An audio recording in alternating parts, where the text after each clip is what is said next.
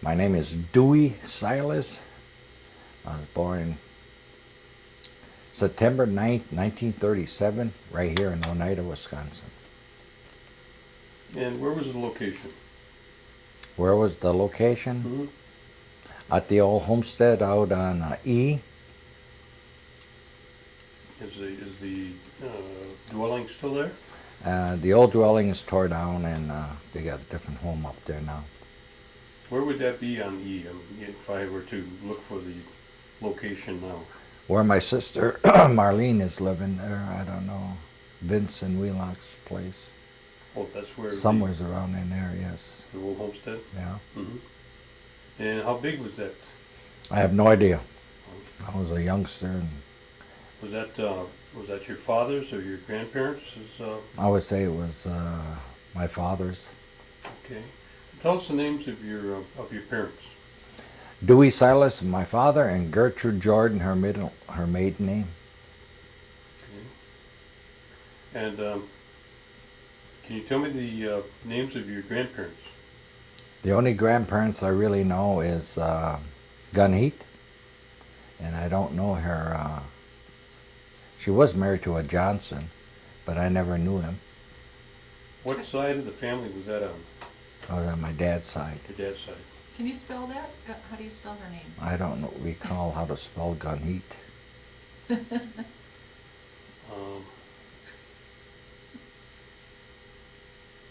I don't know. I don't know that. We'll try to see if we can get the spelling of that. Jerry might be able to help us with that.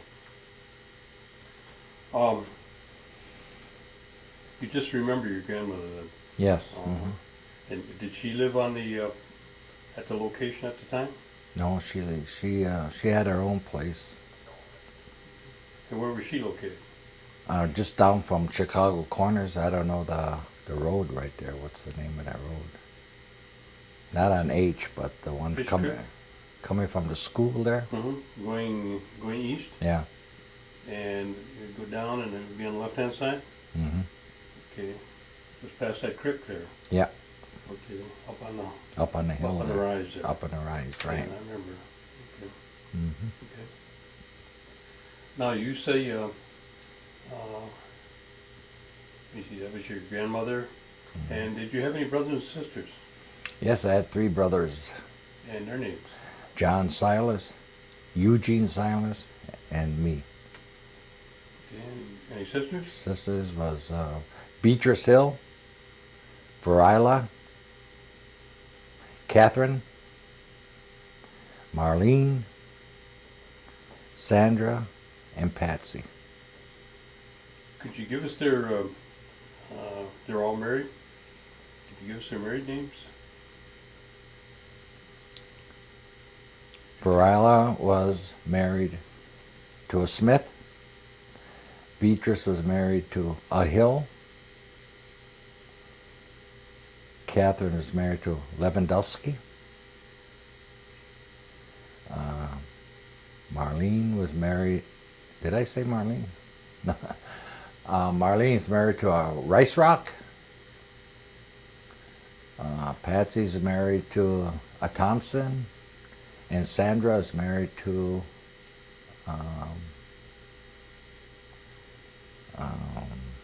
Reisner. Okay. All right, let's talk a little bit about your parents now. Tell me about your dad. His name again was? Dewey. Dewey.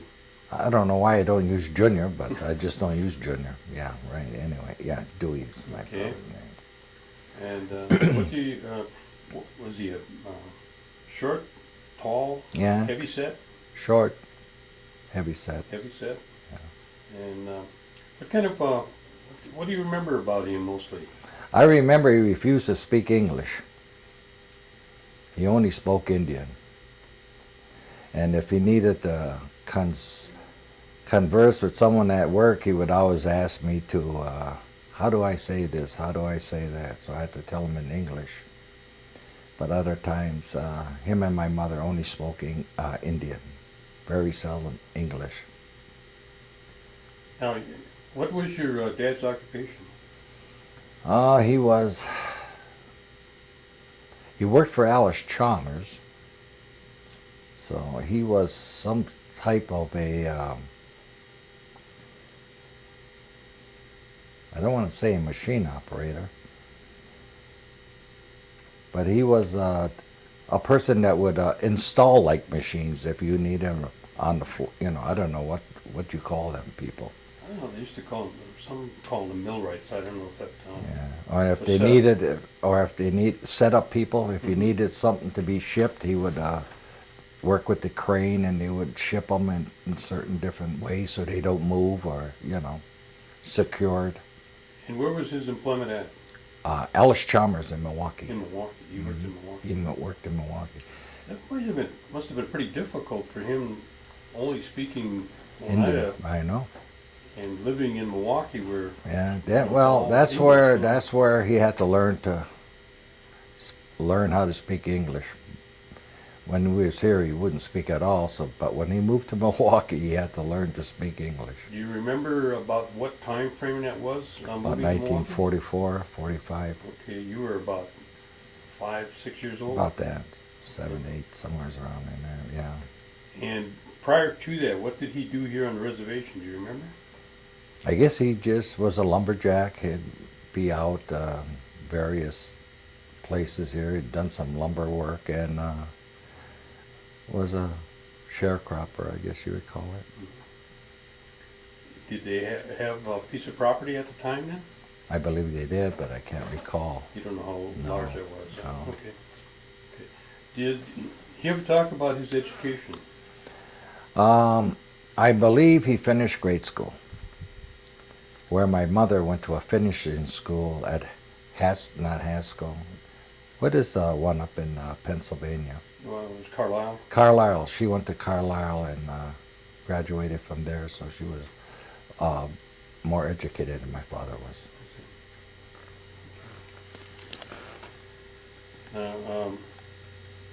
And how many years did your dad work at Alice Chalmers?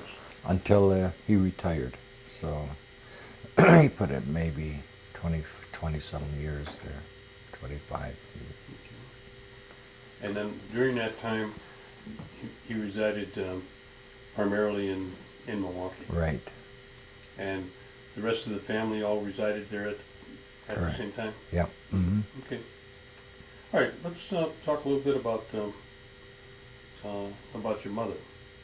You're saying that, where was her family located, do you remember? You know, the person you should be interviewing would be my sister. Well, we'll try to get to her. Because that lady knows the whole history of my family, and me, I don't know. I don't know quite a lot about my mother's side of the family at Okay. all. Okay. But her maiden name was Jordan. Jordan. And what family does that belong to? I have You don't no Van Jordan idea. family? Or? I have no idea. Oh, okay. All right. We'll check with your sister. Check with my sister. Okay. She's the archives of the family. All right. Now, do you know, did they ever talk about where your mother and father met? No. Were they, I know they met after she came back from Carlisle. okay. Do you know what years she was gone to Carlisle? No, I really don't. Okay. But she finished school out there. Hmm. My father was born in 1898, and my mother was 1899. Do you know how many years she went to Carlisle? No, I don't. No? Mm-mm. Okay. Did she ever talk about her experiences in Carlisle? Well, she just told me that Jim Thorpe was there years before she arrived there, and the school was always talking about who Jim Thorpe was, you know. And she learned skills that women should know to, you know. What was her overall feeling towards having to go to government school? Do you feel she went because she wanted to, or because she was required to go? I really couldn't answer that question because I never really talked to her about it. Mm-hmm. Yeah. What kind of feeling did you get from her discussion then? Was it a positive experience or not? I would say it was a positive experience, yeah. Okay. Mhm. All right, and then you're saying that you moved to Milwaukee in the 40s with the family, mom, dad, and the family. Um, did your mother primarily do housework, or did she work outside too? She done housework until the children were sort of grown up, and then she worked for a doctor as like a nanny sort of, you know, cleaned her house and watched the children while the doctor and his wife doctor done their professional business at the hospitals, and she would take care of the children. Where did you live in Milwaukee? North side, south side, or? Well, we started off on the north side of town, and then we moved about maybe 5 years later to the south side of Milwaukee. Do you recall if there was a large Indian population down there at the time? There was quite a few, yes. All different, a lot of Oneidas. Okay. Now, is that where you started school at, in Milwaukee? Yes, And that was on the south side? north side. North When I side first you started started. 8th Street School I went to. What were you in terms of, I guess you'd call a pecking order in the siblings? You the oldest, the middle, or the youngest? Well, I was the youngest of the boys, and the third youngest of the girls. So I could have been in the middle In the there middle. somewhere. Yeah. Okay. Now, you say your mother and father spoke Oneida at home, and was that translated down to the children? Well, at one time it was. And then, well, you know, when you sit at the supper table or dinner table and you speak only Indian, and if they ask you to pass something, it was always be in Indian. Why, I don't know. Oneida today is beyond me, because that's all they spoke in my home. And just lost it. Whatever I had, I lost completely. What about your brothers and sisters? Did they keep it, the No. language at all, or did they lose it too? Yeah, they lost it too. Did your parents encourage you to Not use the really. language? No. Encouraged me to speak English. They never give you an indication why. No. Well, the indication is you're living in an English world. You're going to school, church. You got to converse. So we weren't really bilingual at all. Now, when what church were you affiliated with here in Oneida or in Milwaukee? Started with the Methodist Church here in Oneida. That's where your parents met? Yeah. Okay. And then when I was in Milwaukee, I went to First United Methodist Church on the Avenue. And when you started school, what was the name of the school? Do you remember that? When I first started school, it was a 8th Street School in Milwaukee on the north side of town. And then years later, I went to View School on the south side of Milwaukee. And then high school, I went to Boys Tech. All right, in the grade school, was there a lot of other Oneidas, or other Oneidas that? There were a few, and a pretty well diverse group of people. We had a lot of Spanish, and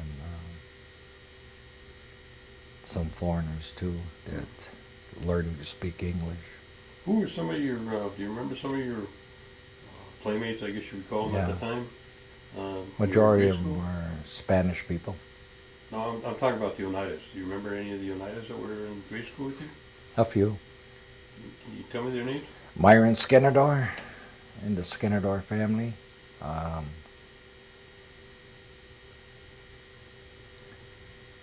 The ones that come around were the Beans.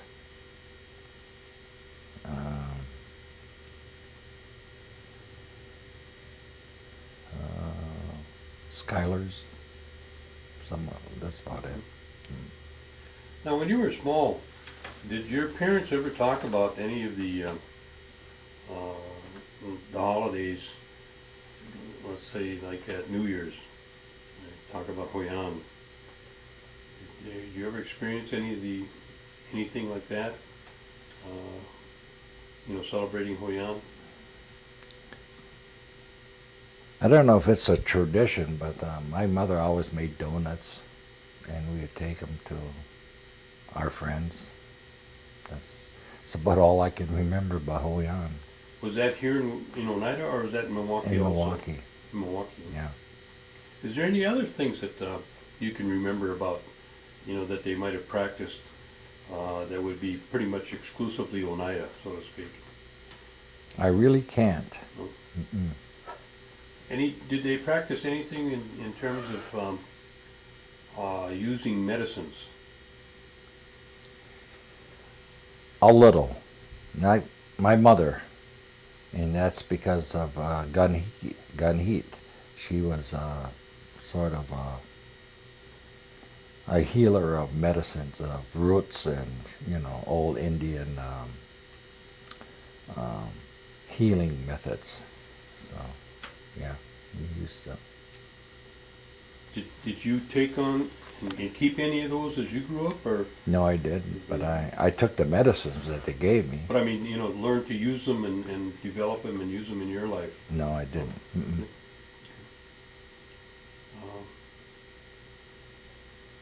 Okay, then you went. You say you started and went to grade school, Mm-hmm.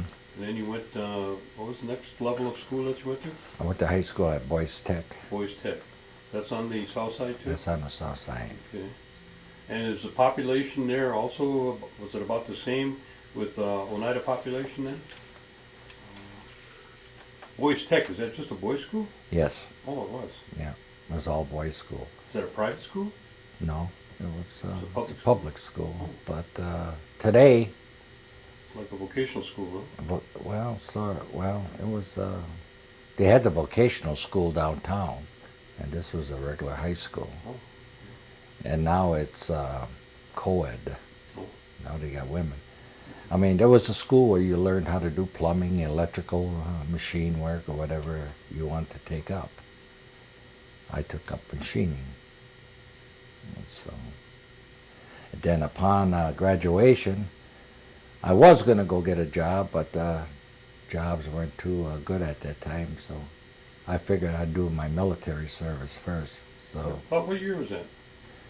1954, 54 when you graduated? yeah. Mm-hmm. Early 54, and I went into service September of that year. What did you join?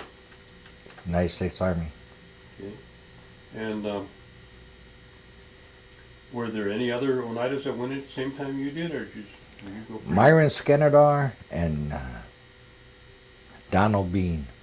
Them are the only two I ever met while I was in service. Mm-hmm. And where'd you go to boot camp at? Fort Leonard, Missouri. And once you went there, then what happened? Then I got shipped out to Fort Dix in New Jersey, and then from there I went to Germany. What kind of training did you have at Fort Dix? I had no training at Fort Dix whatsoever. It was a debarkation point. So after basic training, I went to debarkation and then to Europe, and I joined 54th Engineer Battalion. 54. That's the same outfit that Elvis went to? I don't know. Did he really go I there? don't know. He went to Germany, didn't Yeah, he went to he? Germany. Yeah. That's when you were wearing long hair, and I don't know if he was in my unit. he wasn't in your unit. Huh? What kind of unit was it again? Engineering. Engineering? Built bridges, airports, landing for aircraft, build bridges, roads, whatever. Mm-hmm. Mhm. How long did you I sit tour in over there? my tour, my duration of my I left there, let's see, I got out in 1957, so I must have been out the entire time over there. You learn to speak German? Nah, a few words that get you by. And you finished your tour, and then what happened? I finished my tour, got honorable discharge, and I started looking for employment. And where did you start looking for employment at? I had a few different jobs. I worked at a paper company. Did you come back to Milwaukee? Yeah. Mhm. Came back to Milwaukee, and I got a job as a assistant printer at a paper company where we put for cleaning, these plastic bags you get on cleaning. They put their name on the bag, Then they put your dry cleaning in them. Oh, okay. Yeah. Well, we set them the printing up on it, and it run just like you're in the newspaper business, how those rollers go. That's what I was doing for a while. And then after there, I got a job working as a machinist at Amco Metal. And believe it or not, I stayed there almost 40 years. That's what How did you start out over there? I mean, give me an idea what. You mean Did you at start out sweeping, and did you go through an apprenticeship program, or at which as a job? machinist? At the machinist? Yeah, coming in as a. How did you come in as- I told him that I went to Boys Tech. If you said you went to Boys Tech, you were almost automatically hired, because whatever trade you took up there, they knew that you weren't coming in cold. They knew that you had some idea of what you were doing, and I started right on machining. But only I work with bronze, and if you're a machinist, bronze is a little bit different than cutting steel or anything else. It's just the shape of your tooling, but they knew that I came from Boys Tech, and I had the proper training. That's why I got the job right away. Was there a big change from when you started to when you finished? I mean, Oh, Lord a have lot of mercy. manual machinery when you started, I would assume. Right, just basic machinery, and all of a sudden, before I quit, we had automatics doing 10 different pieces at one time, computers, everything was. Were you working on, or did you work all around the lathe, milling machine, drill press, or where would you primarily work in, on all of the above? Just about. Yeah. Primarily, mostly on lathes and things of that order, yeah. Milling machines too. But there was a big change from the time. Oh, And yeah. you were there how many years? About 37. Okay. Now, when did you start your family? Well, I was married twice. My first marriage, I married a non-Indian girl. We had our children, a boy and a girl, and that marriage lasted about 10 years, and it fell apart. And you were remarried then? I didn't remarry for about 15 years. Oh, okay. And you're currently married to? Marlene, Schuyler, her name was. Mhm. And there was a long in-between time there where I never attended church or anything until I met her. Mhm.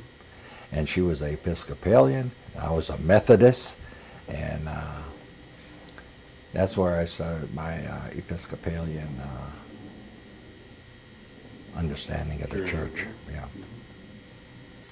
I met my wife, and she was a cradle Episcopalian, where I was a Methodist to begin with. There was a lack of time in there where I didn't even go to church for probably around 10 years until I met my wife. And she introduced me to the Episcopalian faith. And once I got introduced to the Episcopalian faith, I sort of took it to heart. I understood it, and it actually lifted my spirits. And so I told a priest there at St. Luke's that I wanted to become a Episcopalian, and with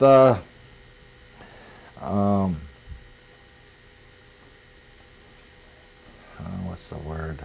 Counseling and sitting down with the priest, and then getting confirmed into the Episcopal Church, I became an Episcopalian.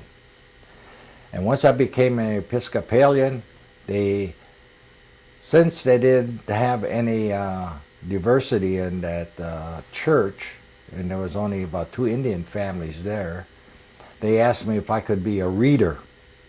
And so I started reading on Sundays. Then after that, he wanted me to become an acolyte. And so I started to work on the altar with the priests.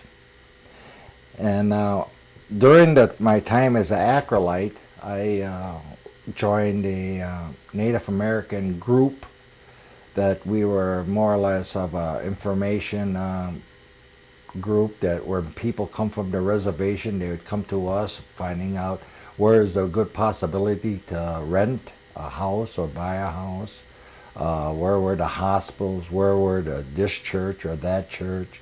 We're more or less a group to inform them where to go and where, what schools were available in that neighborhood. And then we introduced them to Native, most of the Oneidas went to All Saints Cathedral, and they had different groups down there. And later on in that year, the group has started to break up. They either they moved back home, or they got jobs in different parts of the city, or even left the city. And so that one group sort of just went to the wayside.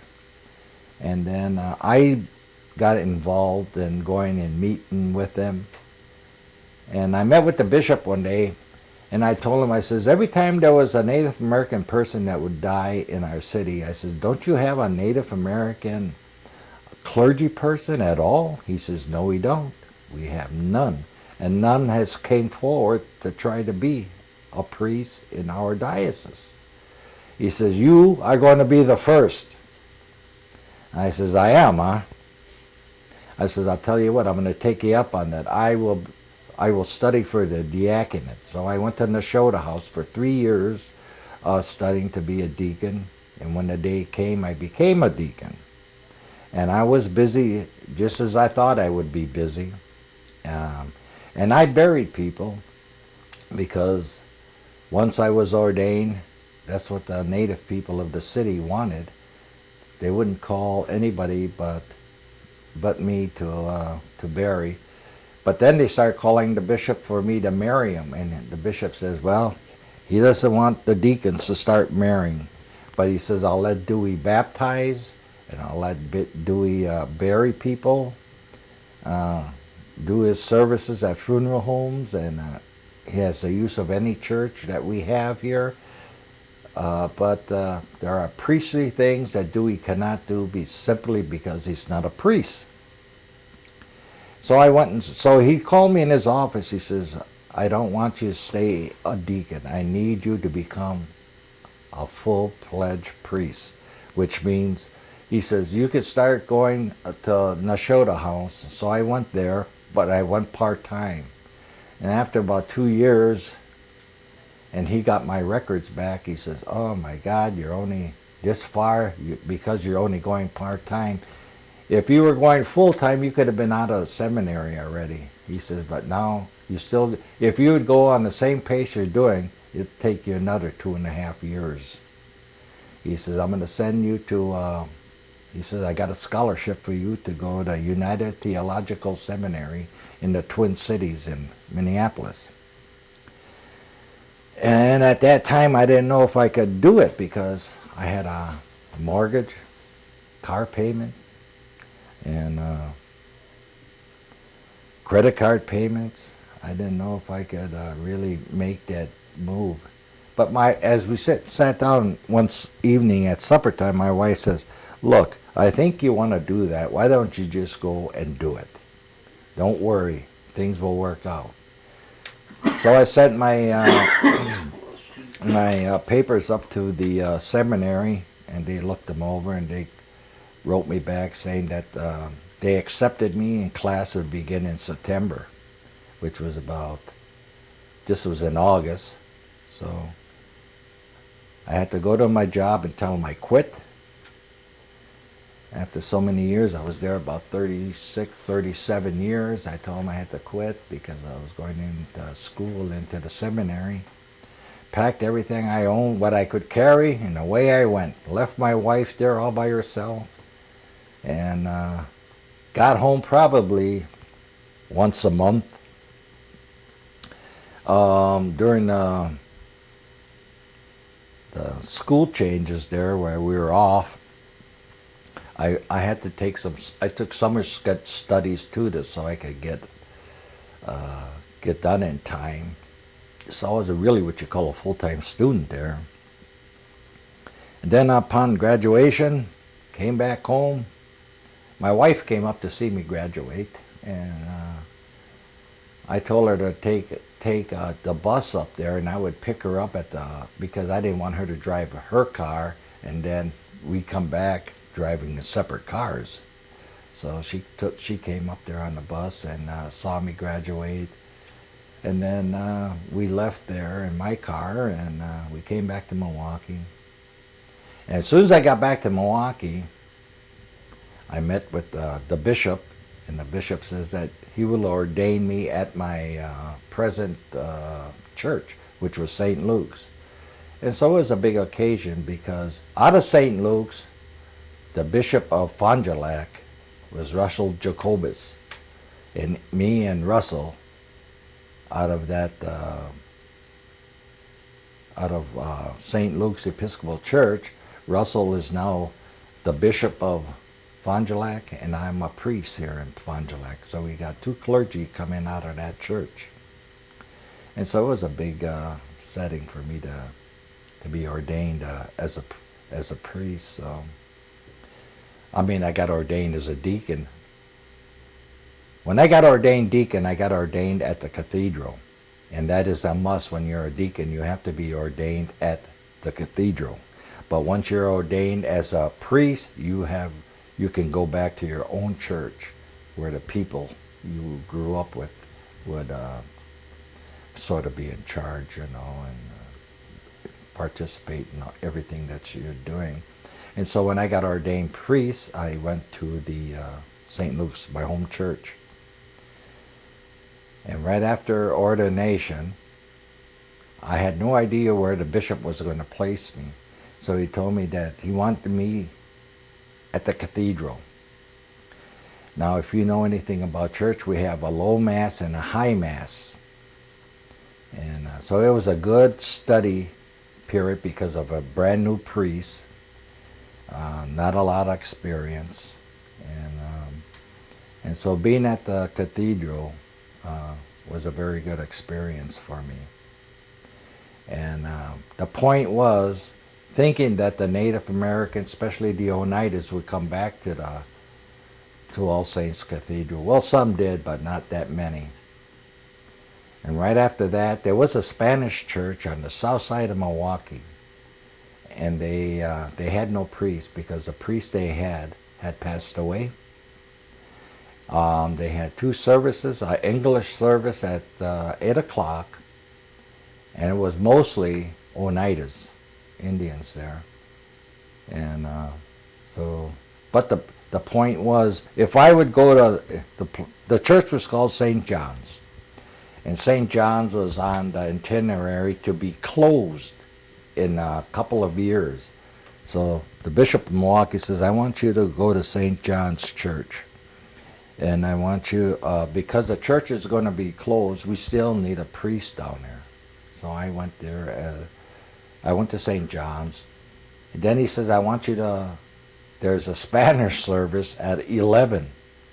And you will be the priest in charge of the Spanish church. I told him, I don't speak Spanish. Oh, that's okay. They got interpreters.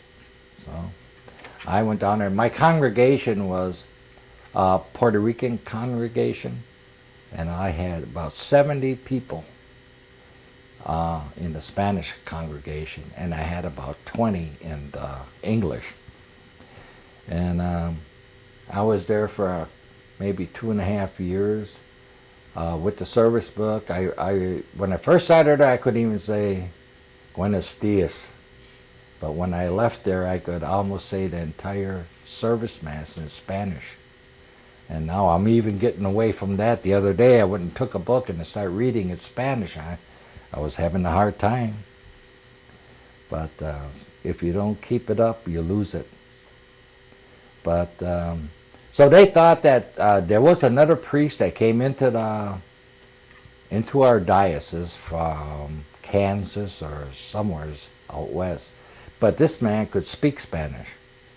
And so they called me in the office and says that this man will now take over the Spanish mass because he could speak Spanish. I said, okay. And so they got all the Spanish people together and they introduced him, and they didn't want him. They says, why can't we have Dewey? He's been with us for 2.5 years. We know him. We don't want anybody. So Bishop left me there until the church closed.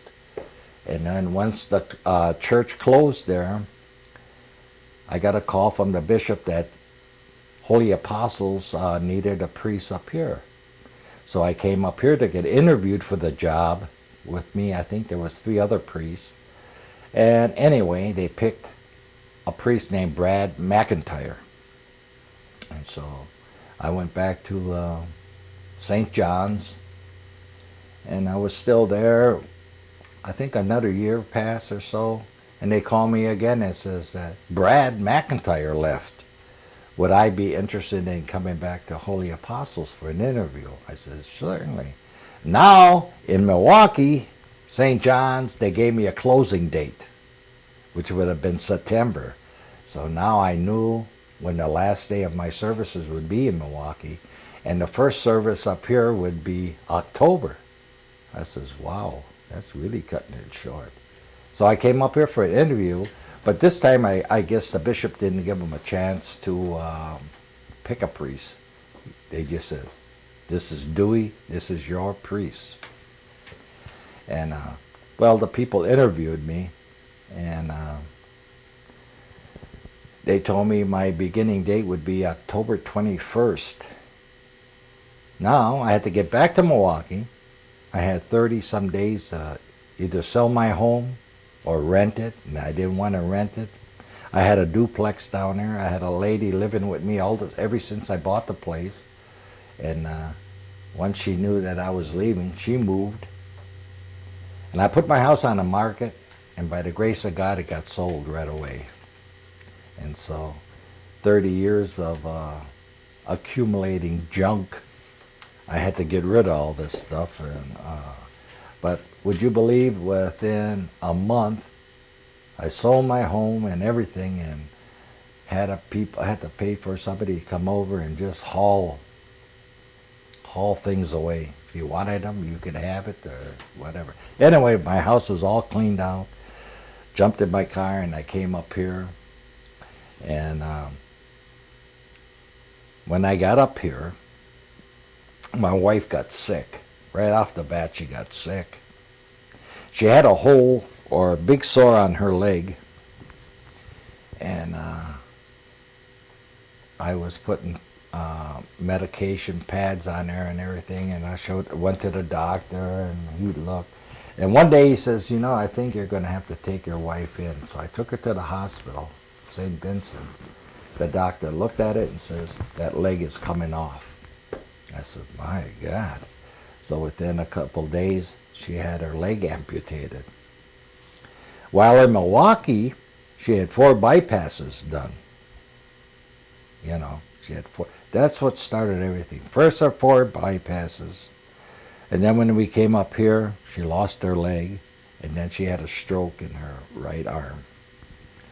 And she's the one that introduced me to the church. She would be the one that was very instrumental of me. If I put a flower pot over here in the church, no, it don't look good over there. You just got to be over here. You know how women are, And so, since we've been here, she had a very bad luck because her health just went right down, And today, we're looking at,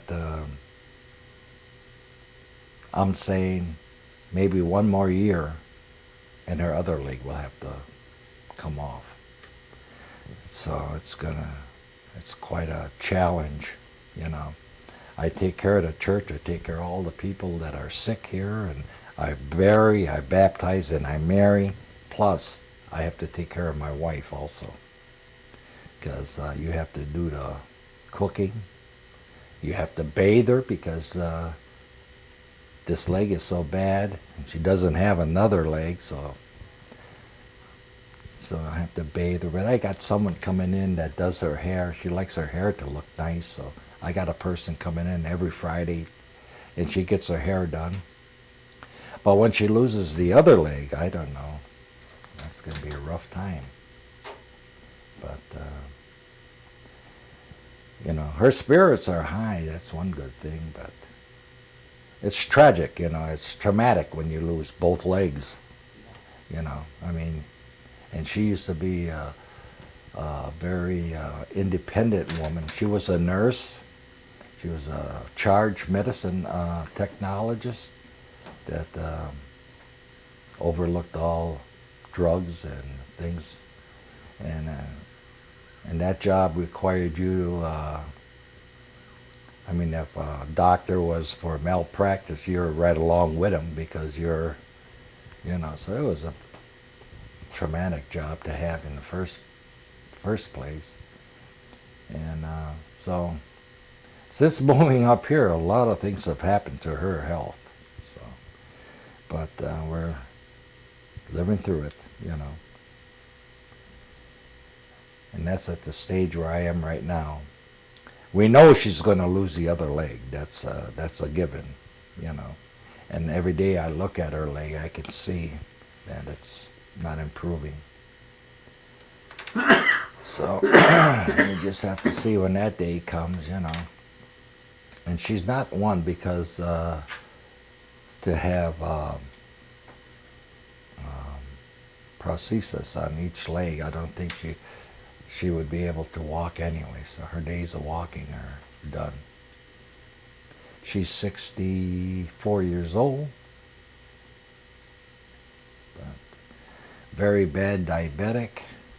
That's what happened in the first place with her, being diabetic. But her spirits are very high, you know. I mean, you could go over there right now and she'd laugh and joke with you. But we take a lot of things for granted, you know, walking even. Once you lose your legs and you can't walk, and it's quite something. A lot of things you can't do, like, and everything's got to be built for you. I mean, you can't wash up if you don't have a little sink that you can wheel your wheelchair right underneath. We have that problem when we go out to eat. I got to go scout around. I ask the people, do you have a ramp? Oh yeah, I see the ramp. Do you have a bathroom where a handicapped person? No. Well, then I got to find a place where she could go to the bathroom where I'm gone, you know, when we go out to eat. So I never thought of that before, but now I look for ways to get her in and out of restaurants. So it's a bit kind of rough. Oh, wow. I'm sorry. Now, was she Oneida? I don't remember if you Yeah, she's Oneida. She's Oneida. She comes from a long-standing Oneida family here, the Schuyler family. As a matter of fact, the first Native American priest, Cornelius Hill, who is almost like a saint here amongst the Oneida Okay, people. hang on. We got Gordon's shoulder in the. Wait till Gordon's done, and then you can tell us. Okay. See if we can get rid of this frog here. Do you know, I forget how my wife's related to Cornelius Hill. That's why you have to interview my wife, right?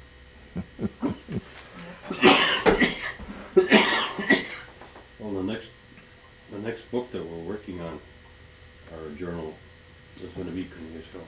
Oh yeah? Well, she's related to him somehow. We can, if she can't get to our location, we can always go to your house or something Yeah, too. that'd be Because good. you know, if we wanna interview her, so that's a possibility. Why don't we, you think you're okay, Gordon? Give me another minute or two, okay? When we get started, when Gordon's ready, we'll have you tell us your wife's full name and, you know, that she's Oneida, and then you can talk about, Yeah, and Yeah. Gordon, just make sure you don't drift to the right because we'll get your shoulder in there. Good otherwise, enough.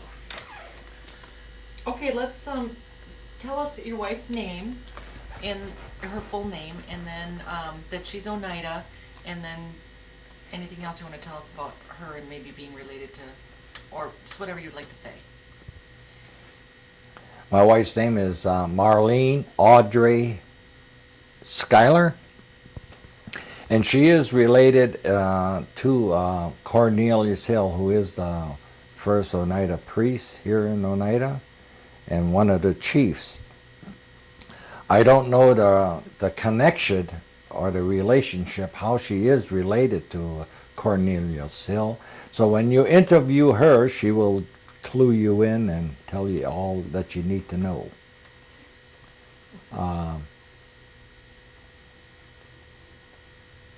My wife and I don't have any children.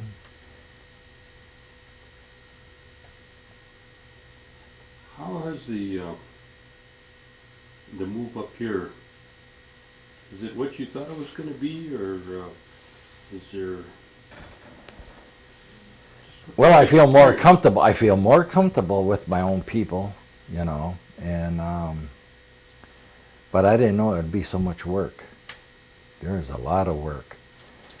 For an instance, just the other night I had 3 hours sleep because I was at the hospital with a dying person from, I think it was 20 to 12 till about 2:15. Then I got a call. I had to go to St. Vincent's Hospital at 6:30 in the morning. So it's a lot of work. But it's rewarding also, you know. Is there anything else that we haven't covered that you'd like to share with us? Well, I'm 65 years old, and how long I can be a priest here at Holy Apostles is how my health is going to be. I've seen priests that are 75 years old, and you wouldn't think they're any older than 60. So I hope I fall in that kind of a category there. Maybe when I'm 75, I will still be priest. If not, I'll do supply work, which means on any given Sunday, someone who's in need of a priest, I would go and do that service for them, and no affiliation with any church at all, just doing my services for that particular church. And I plan on retiring here because I got no house in Milwaukee no more, so I can find me a place up here, and that's where I'll make my home. All right. In conclusion, what kind of recommendations would you like to leave with the people or with the youth that you would recommend for them?